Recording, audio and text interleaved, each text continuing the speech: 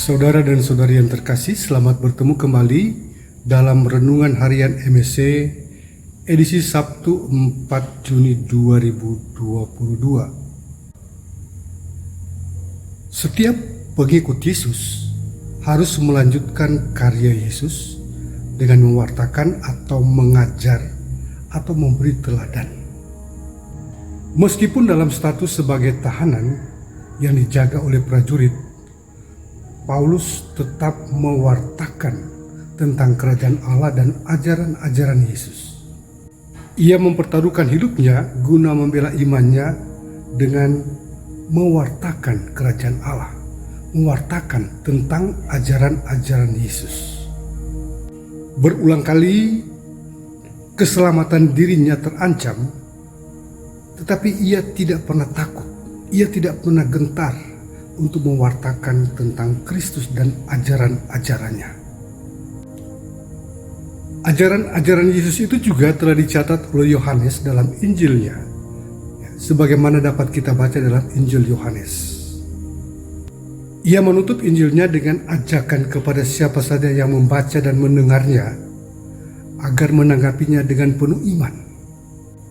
Dirinya sebagai murid yang terkasih, murid kesayangan Yesus, menjadi jaminan ajaran-ajarannya. Ia ingin mengatakan, siapapun takkan dirugikan kalau mengimani Yesus. Saudara dan saudari yang terkasih, mengimani Yesus berarti menerima Yesus dan ajaran-ajarannya. Dan setiap orang yang mengimani Yesus atau sebagai pengikut Yesus, ia harus melanjutkan karya Yesus. Melanjutkan karya Yesus dengan mewartakan atau mengajarkan dan memberikan teladan. Paulus sendiri telah memberikan teladan sebagai murid yang sejati dengan mewartakan Yesus yang diimaninya. Mewartakan Yesus bukan hanya tugas dari para uskup atau para pastor, para romo. Bahkan di zaman sekarang, setiap orang dapat mewartakan. Setiap orang dapat menjadi pewarta. Perkembangan teknologi dan informatika memudahkan setiap orang untuk dapat mewartakan. Status, situasi bisa berbeda-beda, tapi setiap orang yang menamakan diri atau mengimani Yesus, dia wajib untuk melanjutkan karya Yesus dengan mewartakan dan memberi teladan.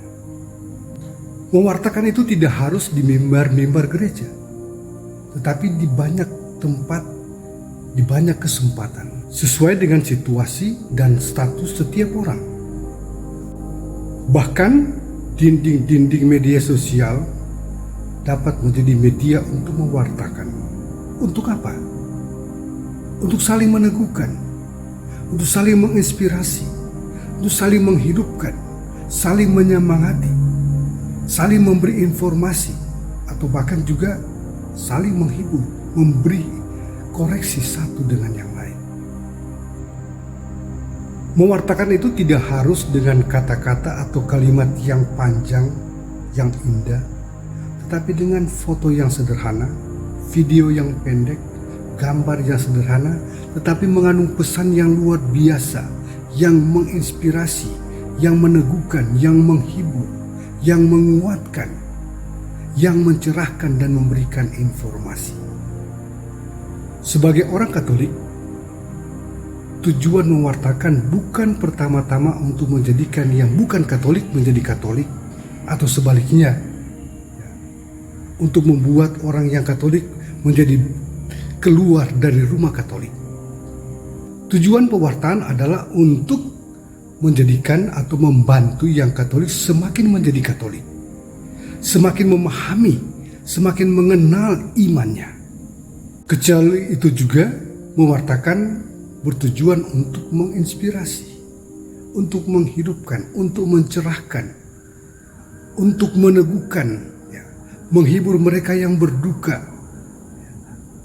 menguatkan mereka yang kehilangan harapan dan putus harapan. Dan tentunya diharapkan pewartaan kita dapat menghidupkan, dapat membawa sukacita, atau menjadi sebuah kabar sukacita bagi orang yang mendengar dan menyaksikannya. Dengan demikian, maka tindakan berbagi kita sebagai bentuk komunikasi iman, sebagai satu pewartaan iman dan pewartaan hidup kita sebagai bentuk juga teladan hidup, sungguh-sungguh menjadi satu pewartaan yang hidup dan yang menghidupkan. Tuhan memberkati kita semua.